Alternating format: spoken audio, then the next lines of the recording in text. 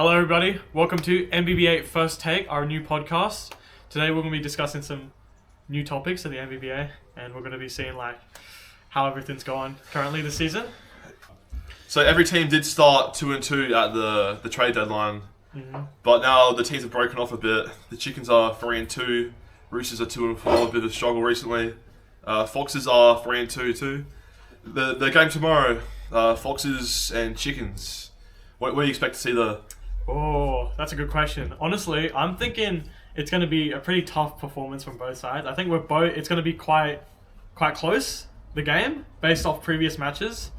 But obviously, the star player Hunter has to we really have to see what he's going to be playing like tomorrow. And it really just depends on his performance, his game. The Chickens do heavily rely on Hunter as a star player in the team, so it's really going to affect the whole game, I think.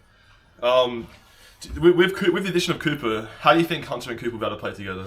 I think the chemistry is going to be interesting because Hunter and Cooper are two players who've never met each other. They both have very unique playing styles. Hunter is obviously more textbook in his performance. He's obviously played Div 3 basketball, whereas Cooper is more street casual, and he doesn't really play much outside of the NBBA. So Cooper is more physical in terms of his technical skills. So he's good at obviously fighting for the ball, defending, and all of that. But shooting and all of that, mixed with Hunter's technical skills, I think it's actually going to be quite good. So do you think that Hunter's ability to make plays and read the game will affect Cooper positively? Yes, I think so. I think if we have obviously Cooper in the defense and Hunter being able to get shots off, I think we'll be able to be a really high scoring team per minute. So we'll be scoring quite quickly, and we'll be able to get the ball back as well quite quickly. Okay, let's move on to the Roosters. So, how do you think they went last game? If you have any info on that. Well, I think the Roosters did play okay. I honestly think that they just didn't have enough players last game. Compared to that was the same with the Chickens, but the Chickens obviously have their star player. Roosters did have theirs. I think the performance was just not up to the standard of the Roosters, unfortunately. But how about future games for the Roosters? I don't know. What do you think? How do you think the long-term performance of the Roosters is going to be after the current season? I think there's a lot of changes that need to be happening to the Roosters. Some better scouting, better players. Right now, there isn't enough offensive pressure for the Roosters. I think it's relying on a couple main players in the Roosters to score, and some players just aren't showing up and aren't doing what they need to do for the team to be successful. You could say the same for the Foxes and the Chickens as well, whereas they have a couple, main players who do a lot of the scoring, and then there's some side players who assist in that process. Yeah, right? Well, I think the Chickens right now is most best built team right now with defense and offense, most balance. I think Roosters are kind of in a similar era, even though their record doesn't show it, mainly because of the amount of outs they've had. I think the Foxes will have a defensive issue going on forward. Yeah. Who do you think will be the major issue with the Foxes right now in terms of their defense, if you had to say? I think the way the system has worked with the stats, Lockie and Jed both have underperformed a lot on defense with people scoring them and not much steals and blocks and stuff. And also they're two of the most smaller players in the league too. So I think the defense heavily relies on Hayden being on the court. Otherwise, I don't see their defense being too good. Well, do you think that issue was caused by a scouting issue, recruitment, or do you think it's an issue that could be solved in the long term? Well, I think when Hayden built his Foxes team, he thought that Tyson would fill the gap in defense. And when Tyson, he did actually fill the gap in defense the first couple of games. And then he got waived, obviously.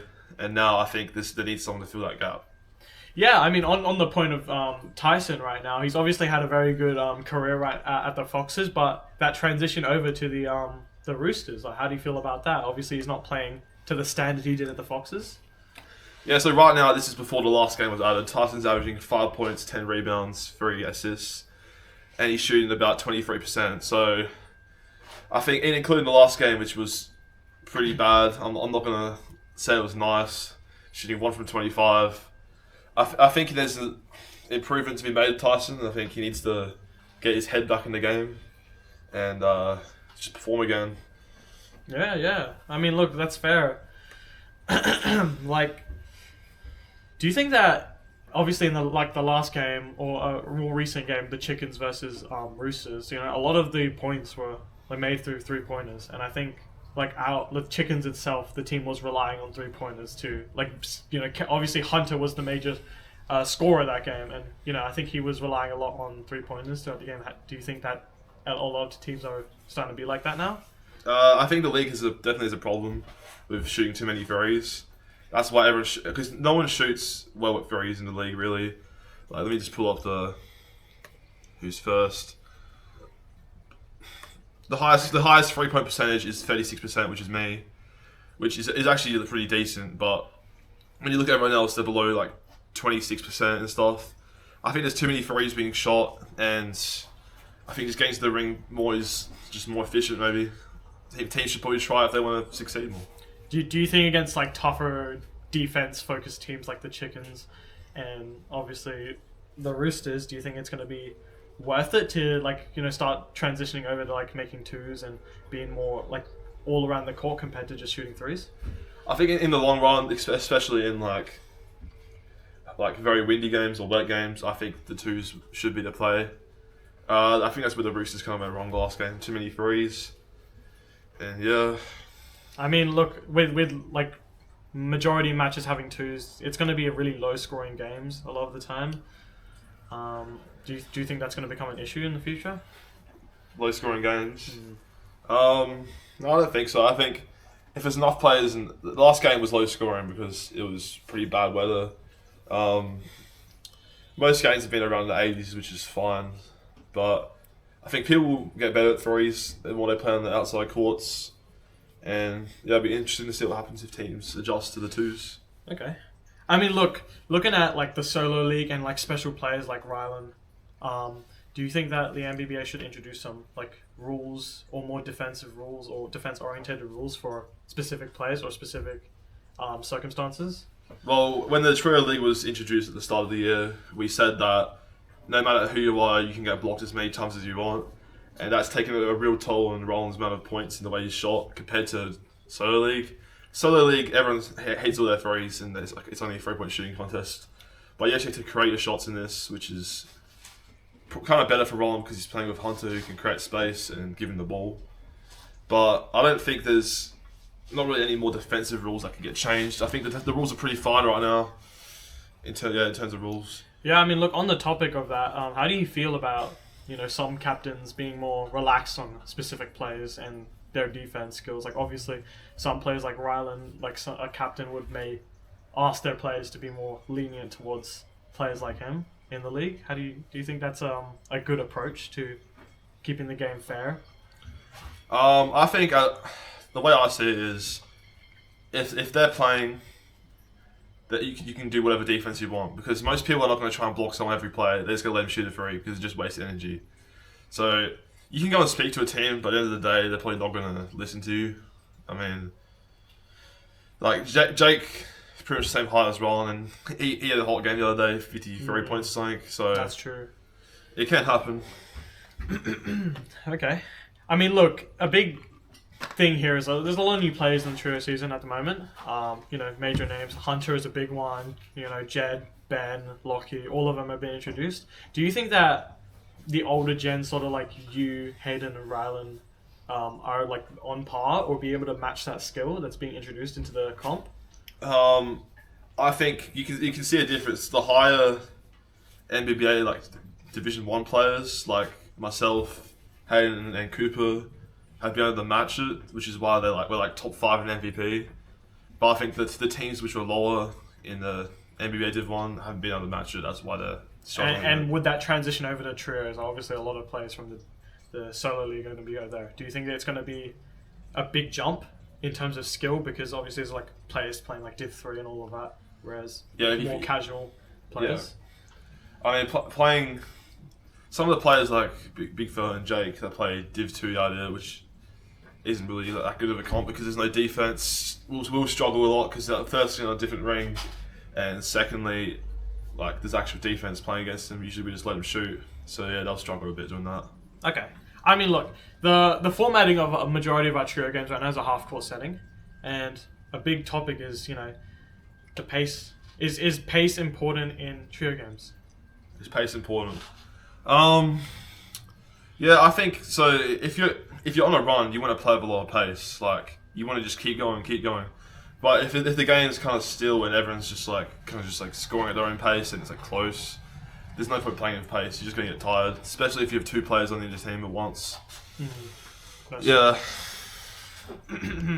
All right. Yeah. So obviously 4 teams or 3 teams at the moment. So chickens, roosters, and foxes. Each team has their own custom picked players, and I think a big topic of contention is chemistry. So a lot of players from different schools never played before, or completely different skill gaps are all playing together. And do you think that's going to be a topic of contention in teams? Do you think it's going to affect the performance of teams, drag good players down, and how is that going to affect the game?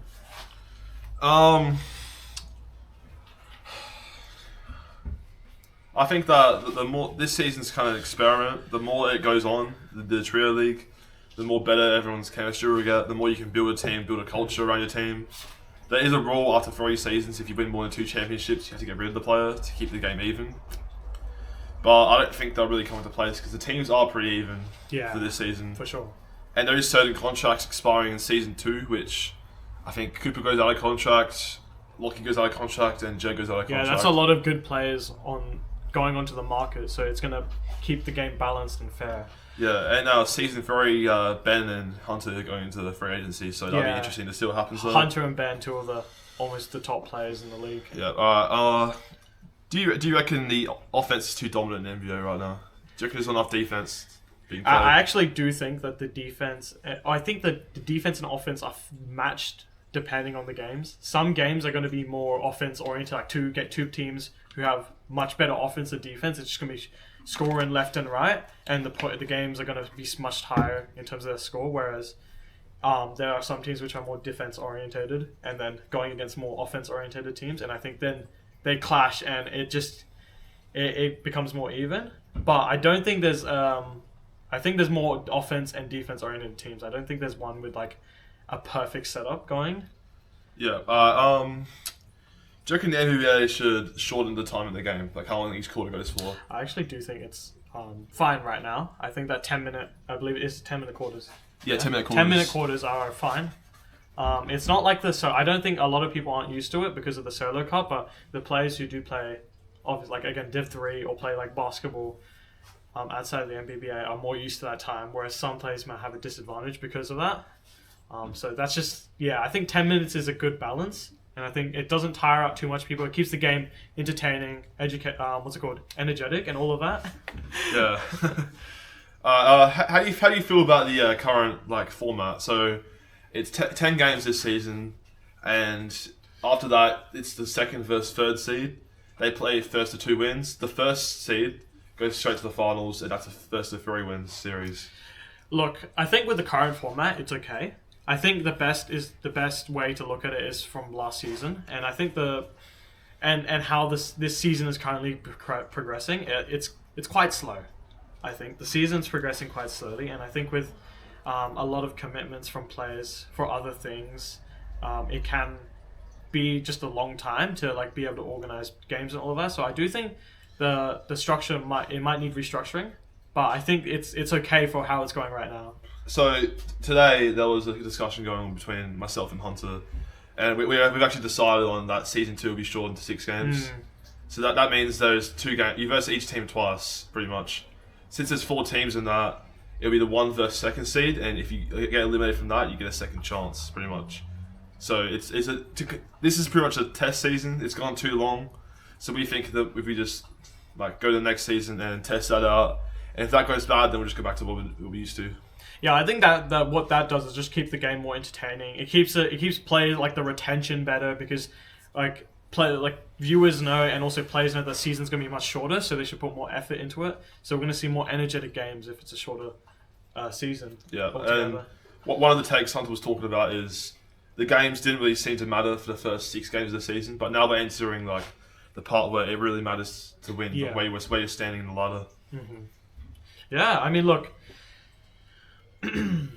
should with the size of teams at the moment, obviously it's three, 4 players on the team. Should players in the NBBA altogether have specialized roles, or just be able to handle an all-round game, like all-round roles?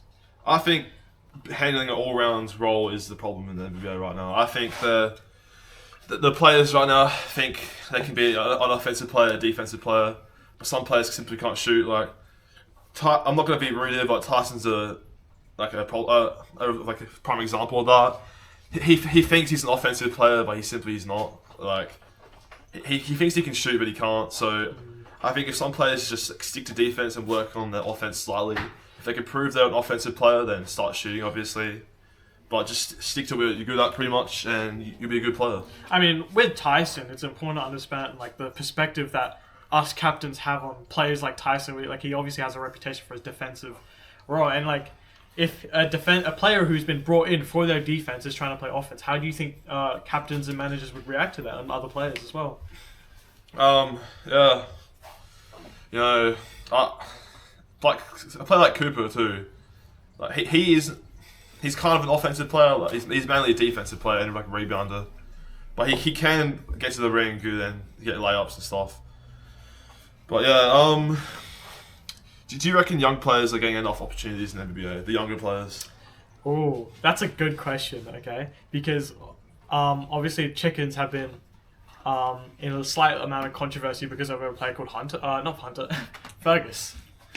Fergus has played 1 game, and he's been a player who's been asking for a while for to get a game, and to be brought in, and obviously through some administrative, all of that, we've managed to bring him in, and he's played 1 game, and then after that he's refused to play. And how we as a team, we have to manage that. We just don't really have much. We've seen what one young player has done, and we don't really have much trust in other younger players because we see them as more of a liability, if anything.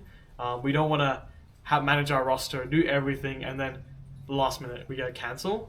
That's just going to affect our performance on the court, and so younger players are amazing. They have a lot of potential, but they also can be a liability as well. So they are getting opportunities. Yeah, I think one of the better younger players that's really has played one of the best games in the NBA this season is Jake.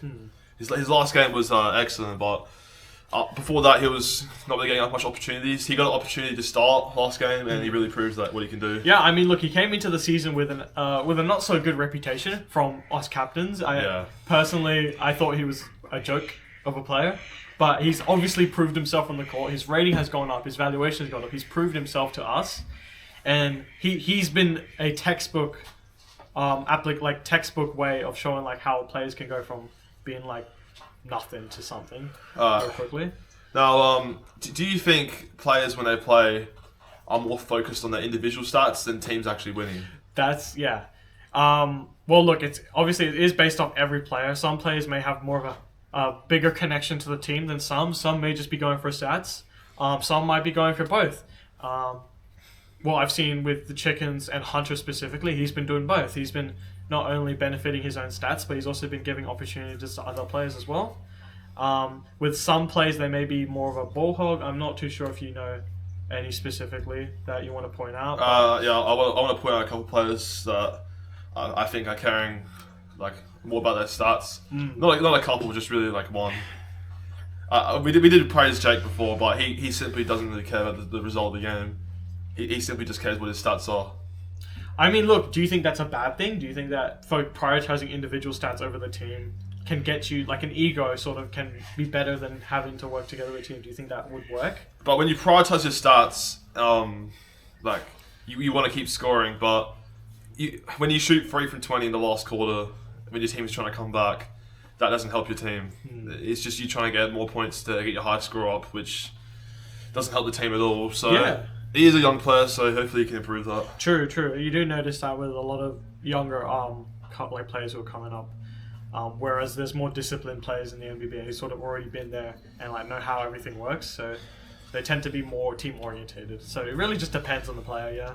So, do you think there's more like? Do you think players are really loyal in the NBA to their team, or do you think there's not much loyalty happening? I think with the newer players who are coming to the team, the teams that they've started with, I think they've actually gained a lot of loyalty to, because it's obviously been their first team in the league, their first time ever playing in the NBBA, so a big connection to the team. However, when this transfers start happening, season 2, season 3, going on the market, I don't know what to say. When obviously it's going to go up against your home team when you get transferred, it's going to be really interesting to see. Yeah, I think there's going to be a lot of heated rivalries once players start if they eventually do leave the team that they started on, because it'd be seen as betraying them. And I like to point out one of the most loyal players I think in the league and I think that's Lockie. He was saying how the Foxes gave him a chance and how, he wants to see him win a championship and always wants to be at the games and stuff, but sometimes he just can't make it. And yeah, I mean, look, loyalty is good, but it's gonna change. There's gonna be some arguments that are gonna come up because of that, because of transfers and all that. Like, not everyone can stay at the same team forever. That's just not how it works. Do you think stats will truly reflect a player's impact in the team? No, I think that some players do contribute a lot to the game, even if their stats don't show it. Obviously, as there are star players like Hunter and all of that, but there's also support players who not necessarily stay on the sidelines, but contribute a lot, like players like Rylan. If you want to list some players, I'm not too sure. Yeah, Tyson was one of those players before the last couple of games. The start of the season, Tyson was definitely a true example of this with his defensive impact and just impact on the team chemistry and everything. But right now, there's not many players that reflect this, since most of the players have good stats anyway, so it doesn't really matter. Yeah. A lot of the players, when they work together, their stats go up together. It's a team effort, and obviously, it just proved that point that sometimes it's better to collaborate than to have an ego and be on your own. Now, obviously, recruiting a top player will get your team success straight away if a player wants to go there, if you're attractive. And do you think that focusing on development through young players or players you think could get to that level if they practice is a better option? Look, NBBA does not offer facilities to foster development. That's a fact, unfortunately. However, there are some players which do develop to some extent, but I don't think that development is necessarily an option for captains because of the short period, the lack of resources, all of that. I think outside recruitment is probably going to be, or recruiting talent from outside is probably a better option anyways. Do you think that coaches, the captains of each team should have a full control of their team? Like, personally, I'm a captain. I'm not necessarily that good, but I'm still a captain. What do you think about that? I think, so there's 3 captains, obviously. I think some captains have complete control. Like, I have complete control of my team. But I think you use Hunter as a stepping stone to tell what to do, what should we do here, or who do we need. I think here's another question here. Can you bring me through what happened on the trade deadline night? What were you trying to? Who were you trying to get? Why were you trying to get him? And breakdown. Who was I trying to get? Cooper? I think you were trying to get Tyson at the start. Yes, Tyson. I was trying to build a team that was focused on both defense and offense, and I was really, really desperate to get some players, and I think in the moment I did make some mistakes. However, I think now our team has started to develop over time. I think it's getting better now. Alright, let's have a chat about the recent custom jerseys which will be coming in. Yeah. You've seen the Roosters one, which has almost been finalised. What's your opinion on the jerseys? Well, I think that jerseys are not only a really big step in the development of the progression of the NBBA from a smaller league to a much more bigger league. It just builds loyalty to the team. Having a jersey, having a connection to the team is really important. Obviously the Chickens haven't got those designs yet, but you've seen the Foxes. What's your opinion on those two? Foxes, it's looking solid. I think every team has put solid effort into their jerseys. Chickens will be making their own jerseys. We're just looking for manufacturers and looking for proper designs. And every team should have some good merchandise and be able to represent. I know that there's been a lot of rumors circling around about the chickens, about a possible rebrand. Do you got any info to share about that? Look, the chickens have been a team that's lasted through the ages. We've been around since, very early seasons, and the chickens' name is iconic for, just being around for a while. It's an old team. It's a unique team that's been around. It represents the chickens who have been here for a very long time. So the chickens are considering the rebrand. However, nothing has been confirmed yet. It's still a work in progress, and we're obviously discussing with our players whether to see if it's an option. But yeah, personally, that's my opinion. But I've got to be more open and more understanding to my teammates who are more newer to the NBBA and may not understand the significance of the chicken's name. Yeah. Now, coming up, this is not trio related, but coming up is the 7-year anniversary of the NBBA, and so basically every year on the anniversary, the bakery versus it's bakery versus the Cats. Mm-hmm. Pretty much. How long have you been in the NBA for? Let's just say that. Pre-COVID. I believe it's pre-COVID, right? I think it was around that. I don't think you were in it. I think you were like. I was like a representative at that time. I didn't have a proper team. I wasn't properly in the league. However, I was there organizing the games, organizing the videos, and all of that. The first ever NBBA trailer was. I'm pretty sure the first ever NBBA trailer was made by me. Yeah. A very long time ago. So. Chickens have contributed. Obviously. You haven't seen as many games as I have, or Roland or Hayden, but you probably seen the most outside the house. How many do you reckon you've seen? More than 100, for sure. Outside of the house, inside the house, it's probably way more than that because I've always stayed late here, so I've always watched 2-3 games in a night. There is about 450 games on the YouTube channel. Oh wow! And it's probably around about. In the 1,500 altogether of all time. That's a lot of games. Hasn't even scratched the surface. With the trio league, this is my viewpoint. I think it has performed pretty well for what I wanted it to be, with the amount of views it's been getting. Like at the start, it was averaging about 50 to 40. Now it's around the 20s, which is fine. I think the finals will get decently more views. Yeah. But yeah, it's just keep growing it. Obviously, the most viewed series of all time is Kangaroos versus Foxes, like last year. That's the best. Yeah. That's one of the biggest rivalries of all time. It averages like 50 views per video. So yeah, I think in the middle of the season, it always tends to drop off, especially with how long this current season is and the gap between games. It's obviously not going to be able to retain as much supporters as some like the solo games would, where they're like every single day. Yeah. And so let's change topic here. Let's get onto the controversial topic. Oh, the controversial topic's lovely. Let's start with the Foxes situation with Hayden. Yeah, that's a really big one. I think that, as it's love or hate the Foxes, it's what he said was not okay, especially from a captain. It's just unprofessional. It's just not okay, and I think the punishments were handed out accordingly. But I think that. Stuff like this should not be tolerated in the NBBA. Yeah, and it shouldn't be tolerated when you get a warning from YouTube saying the channel's going to get deleted too. What about this is different, like sort of suspension. What's the tolerance with driving with someone with the chickens? Yes, so it's come to my attention that one of our players has been accused of committing a crime. Driving recklessly. It's not.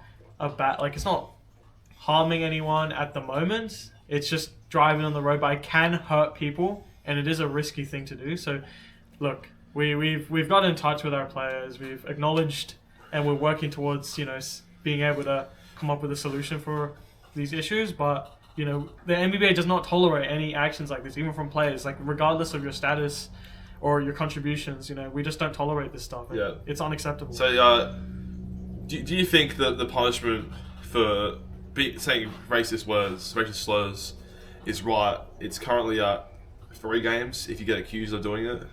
Do you think that's the right length for? Look, the simple answer is that just don't do it because you obviously know there's going to be a punishment for it, and look, there's no way we can prove it if you say it in person or say it offline. But when you are saying stuff like this in front of viewers, in front of like captains and other players, it can affect them, and that's just like not part of the values at the NBBA, and we just don't tolerate anything like that. I think that's absolutely fair for 3 games. Especially since Haydens was brought down to a fine because of like circumstances, which won't happen again. Saying any, and this is a warning to everyone, saying any slur like that in front of the camera, like while live, will be very much banned. And there's no catch. If you say it in front of the camera, you will get banned.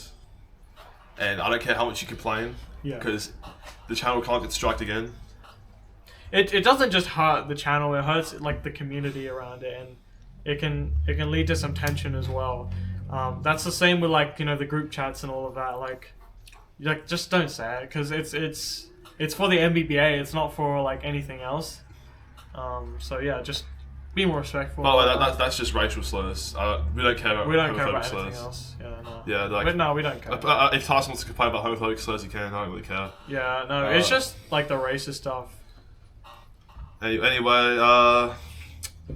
what other controversies are going on? Foxes have been quite controversial right now. Their players, players like Lockie, players like Hayden, have been. Yeah, how do you feel about the Foxes do have a very deep history in suspensions. Yeah. Hayden's been suspended like 30 times in the NBBA.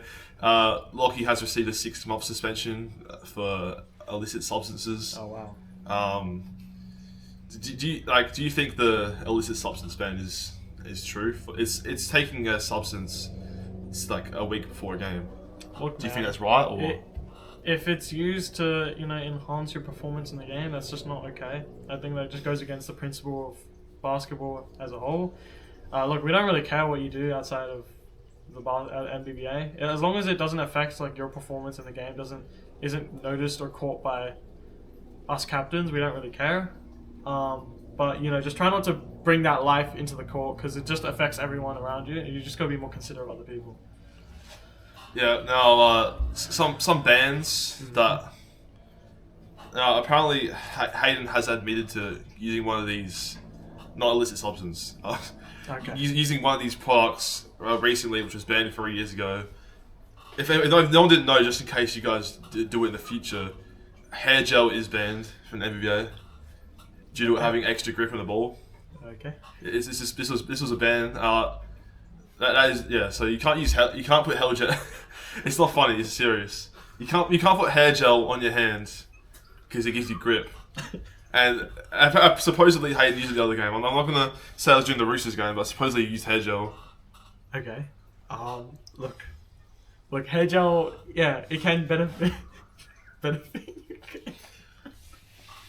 It can benefit your game. Look, man, I don't really think it's a viable option to put hair gel. I think it'd be caught on very easily, to be honest.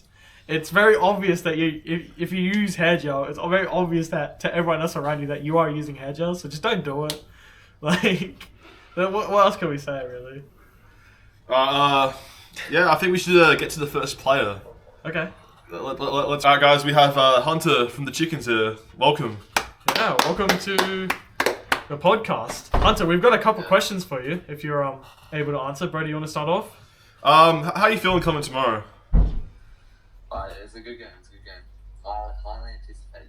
There's a lot of beef. I saw that they're trying to keep me under 60 points, which will be Yeah. We've heard from a lot of rivals that they really want to hold you down and be able to control you, while you're proving everyone wrong. How do you feel about that? Do you want to? Wait. Yeah, bro, pause that question, bro. I just realised I interrupted him. Yeah, I interrupted him. Alright, guys, sorry for this. First he interrupted, then he's saying some sus comments like that. Alright, can we restart? Let's roll it back. Okay, but we've got the intro at least. Okay, let me ask a question first. Hayden, piss off. How do you feel about those comments that were made earlier today on the NBBA group chat about you? Yeah, they're just trying to, I keep receipts, just you don't poke the bear, so might just drop 150 next game, like maybe you can't guard me, so yeah, can't guard me. Yeah. No. So yeah, no use in playing, but Jed was saying you were scared to verse him because you were saying you might be questionable. Yeah, I'm just dealing with some injuries. Hurt my finger and then hurt my ankle, so we're just pushing through. But yeah, I can cook all the one. Yeah, we were talking earlier in the podcast about how Cooper's game will be affected by you. Do you think you can positively affect his game? Yeah, of course. Cooper's a quite good inside player, so I think I can dish it off to him off cuts and stuff. He doesn't need to dribble the ball as much with me on the court, so I think he'll definitely benefit. Yeah, cool. Well, look, Hunter, all together in your team, how do you feel like with your team? Do you think that the chemistry is good? Do you think that you guys are flowing well together, or is there any issues at the Chickens? I really think we need to see how this first game as a full team goes before I can make that decision. We haven't really been at full strength. Also, we haven't had Cooper yet, so we've got to see how that plays out. Yeah, you were saying today that you're looking to experiment with how the team will go without you. Do you reckon your minutes will be a little bit lowered down if you guys are winning by a lot this game? Yeah, I think that's the idea. If I know the game's over, I'll sort of let the game play without me because anything can happen in playoffs and we don't want to be reliant on me as much. Yeah, and how do you feel about the decision to lower the amount of games next season? Yeah, that'll be good. Shorten the season. Of course, we've been with some scheduling issues. It's been hard to get people to play, so I think a shorter season will allow. Because people sometimes won't play, but if there's only 6 games, people will be forced to play. Otherwise, they'll lose. Yeah, that's right. So how do you feel about so the comments were made earlier, but do you think this is a question to you? Do you think that Lockie has a case for being in the MVP conversation? Yeah, funny joke. I was saying this before. Assists aren't as hard in NBBA.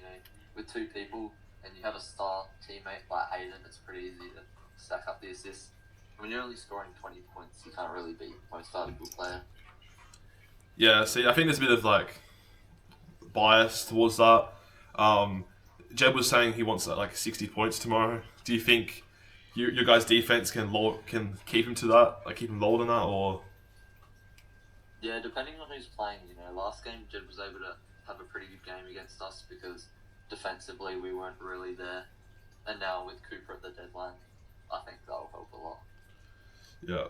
How would you define yourself in a game? Do you think that you sort of prioritize getting the win, scoring as much points? Do you prioritize stats, or do you sort of want to keep the team flowing and work with the team together? How do you think you feel? And does the Chickens do games force you to pick one? Yeah, so I think with me, priority first of all is to win, obviously, and with my role in this team, that has to just be getting stats, getting points. So that's sort of just collateral. It's not really the priority. It just sort of happens. But yeah. Yeah. My stats look like I'm stat padding, but it gets the job done. So. Yeah. So do you think there's any players in the league right now which are trying to stat pad to get their stats good? They don't care about the game too much, or? Yeah, I definitely think Lockie stat pads. He'll have a wide open layup and pass it up for assists to get that triple double. I don't think anyone else really does that. Yeah. How do you think you define your relationship with Lockie? Do you think that the teams itself, the Chickens and the Foxes, do you think that there's a rivalry, or do you think that the relationships are good or tense at the moment? No, I reckon it's just Foxes versus Chickens. We're both the top 2 teams. It's just a rivalry. How are you feeling on the Chickens right now? You feeling happy with where the team's at, or do you want moves in the off season? I'm so excited to see how we play with the full team. If something doesn't work, maybe that my answer changes. But at the moment, I'm happy where I am. Yeah. I mean, look, the Chickens as a team hasn't necessarily been at full capacity or its full potential for a while. Do you think that tomorrow is going to be really interesting? Do you think that you might be surprised with the outcome of tomorrow? Yeah, it all depends on tomorrow. That's the thing about tomorrow's game. It will answer a lot of these questions. Full teams. It will just be good. How would you describe your team's chemistry?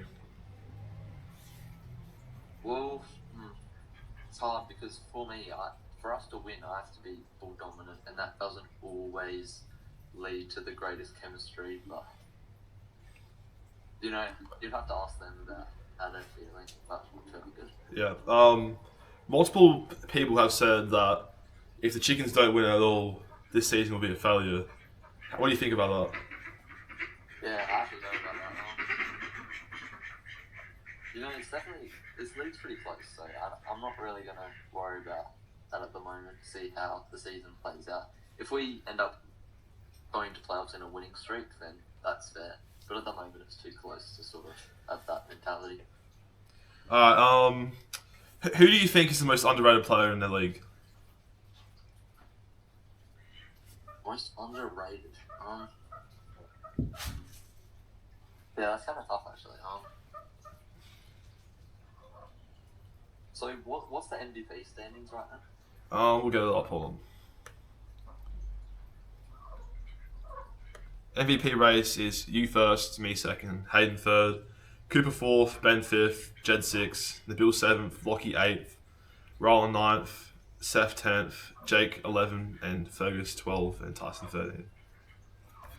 Yeah, so I think that's actually fair. I don't think anyone's really underrated there. I think that's sort of how things should be. I think maybe Ben and Cooper's spots might change throughout the season, but depending on how Cooper plays in my team and how Ben plays, because Ben hasn't been shooting great all season, but I think he might be able to get higher in the MVP race. Yeah. Do you think did Jake's performance in the last game surprise you, or? Yeah, that was kind of crazy actually, because people would say, "Oh, Nabil was guarding him" or whatever, but he hit some pretty tough shots. So yeah, I was definitely surprised. Yeah. Now, who do you reckon is the most overrated player in the league? Most overrated? Honestly, don't think anyone's overrated, to be honest. In terms of, I think I'll leave that one. Yeah, I could point out someone that I think is overrated by his own team. I think Lockie is heavily overrated by his own team. Yeah, that's fair. But overall in the league, I don't think he's overrated. But yeah, definitely by the Foxes, he's definitely over. Definitely. Alright. Do you think there's anything your team can do to improve on, or obviously you want to see how your team goes next game, but yeah. Based on the last game, what do you reckon you guys can improve on?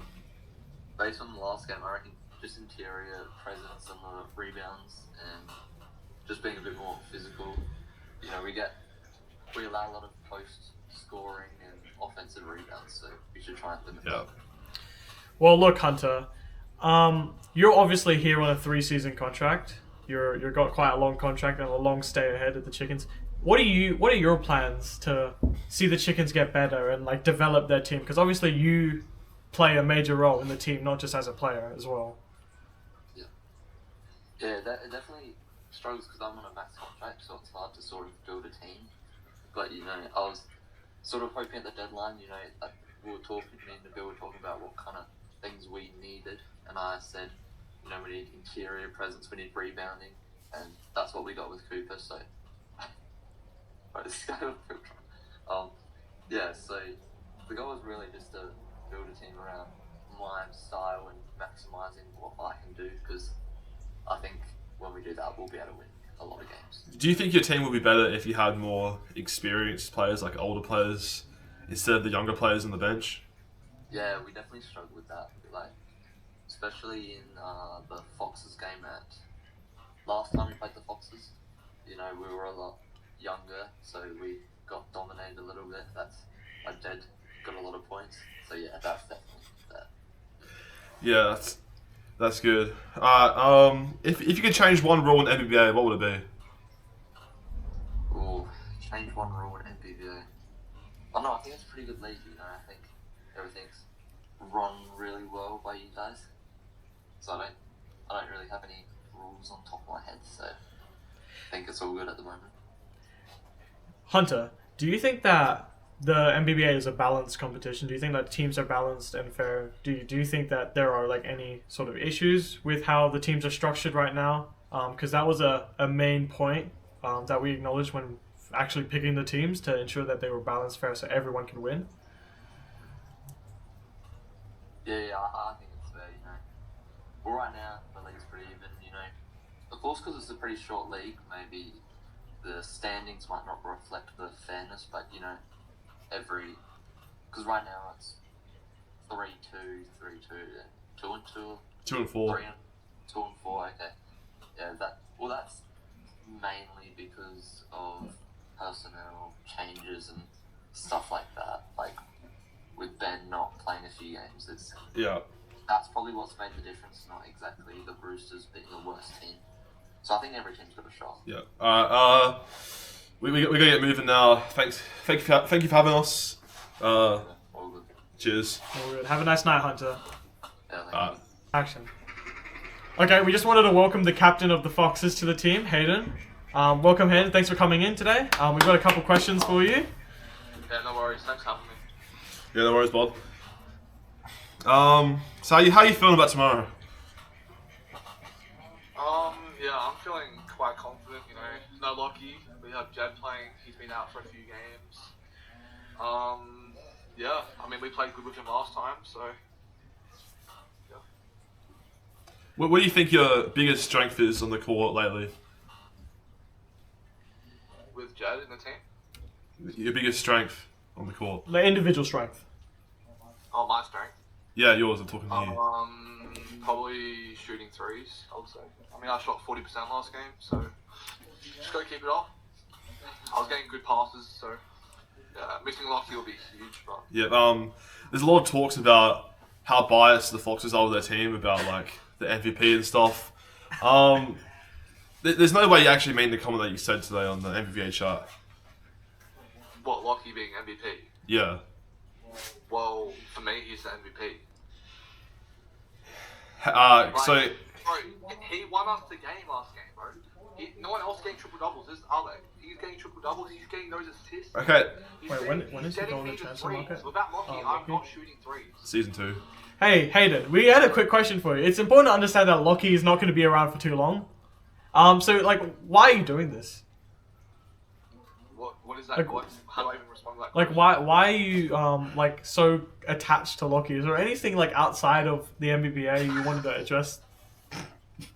No, we just have good chemistry, man. Good we're not chemistry? Okay. Is there nothing going? So there's nothing going on outside of the NBBA that's contributing to this relationship between the captain and this player. No. We just have good chemistry as a team. He's averaging a triple double. Tell me one player that is averaging a triple Okay, now, so pretty much that it's not hard to do when one of your players is top. So why is no one doing that? Okay, can you let him finish? Can I speak, please? Pretty much the bill right here is averaging 20 rebounds and 13 assists. Yeah, he's almost averaging a triple double. He's averaging 10 more rebounds than Lockie too, and he's averaging 8 steals. So shouldn't he be an MVP case then? He's only played 2 games. Yeah, Lockie's only played 2 games. Yeah, but Lockie's scoring 28 points. Look, Hayden. It's important to understand something. You know, it's not that hard to get to the same spot as him. He had good hustle as well. No, yeah, it doesn't matter, bro. Like, listen, he's not going to win MVP, alright? Let's just get out of the way. Yeah, let's be realistic. Because Hunter is averaging 77. Yeah, I know. Let's be realistic. I'm trying to be realistic with you. No, I am being realistic. I think Lockie is the MVP. But you're just delusional. Like, he's 8th in the MVP rankings, by the way. Yes, I know. Okay, so let's just address the elephant in the room. Why are you doing this? Like, why are you so focused on Lockie? Why do you think that Lockie's gonna win? Like, there's surely something else going on that's contributing to this. You're so convinced, you know? Like, why? Because he's averaging a triple double. No one cares about the triple double, bro. Okay? No one else is averaging a triple double. Okay, we're looking at the stats right now. You're saying you can, but are you? You're not. Where is he? So Lockie is averaging 10 assists, but the thing is, I'm averaging 44 points, 22 rebounds, and 6.3 assists. That's not much. And I'm also shooting 16% better than Lockie. So how's that not better than Lockie? Alright, let's move on. Hey, look, it's an important. This is actually a debate show. Yeah, it's an important like topic that we need to discuss. You know, like we just need to get it over with. And you know, you're just not acknowledging that. It's just important that you speak up and you actually tell the truth. What do you want me to say? Okay, here's a question for the Foxes. Okay, What? I think Lockie's a better player in the team than me. I can't believe you just said that. No, that is. Sorry, I am not playing that good. I'm only scoring like 40. You're averaging 45 a game, 20 and 4 assists. 70, am I? Yeah, no crap, you're not averaging 70, but like. Anyway, let's move on. Well, I don't know why he plays his teammates so much, but so the Foxes have a problem with turnovers. How can you address that tomorrow? How many turnovers did we have last game? Let me see if I can find it. Because I think the few games before the Sunday game, we were terrible defensively. And on Sunday, we were 10 out of 10 defensively. We brought the hustle. I had 9 stocks, Lucky had like 4. We were trying to hustle, and get those plays in. So We were trying to give us as many second chance points as possible. So your team had 6 assists. Six turnovers. Sorry, in the last game. Your team, when all your players are playing, obviously you average. Let's see how much. 11. You average about 15 turnovers a game. Your team averages 15 turnovers a game compared to every other team, which averages about 5. Do you think? Yeah, altogether. We haven't played altogether. No, altogether your stats combined, because that's your team. Do you think like you're being too like recklessly with the ball, or like what's the problem? Do you think there's any underlying issues behind this statistic? Honestly, I haven't really noticed an issue with the turnovers. Well, it's pretty obvious. It's a big issue. There's Jed playing tomorrow averages 7.5 turnovers a game. I think it's just lazy passes. Like we're trying to be too non-selfish. Yeah. I mean that's a thing though. You talk about being non-selfish, but like players like Lockie are considered to be more, like stat focused compared to just being overall in the team. Well, me and Lockie shot the same amount of shots on the weekend. I think I shot 1 more. Yeah, and like he's not going to be MVP. That's for sure. And I was shooting 40%. I think he's only shooting like 32. 5 or 20 out of 30. But I haven't really been playing like out of this world yet. I'm just hoping I don't get an injury before the playoffs. Yeah, you are pretty prone to injuries. Do you reckon like you're doing pretty well this season, having no injuries so far? I honestly haven't played that like attacking basketball. I've just been shooting mainly 3s. But Okay.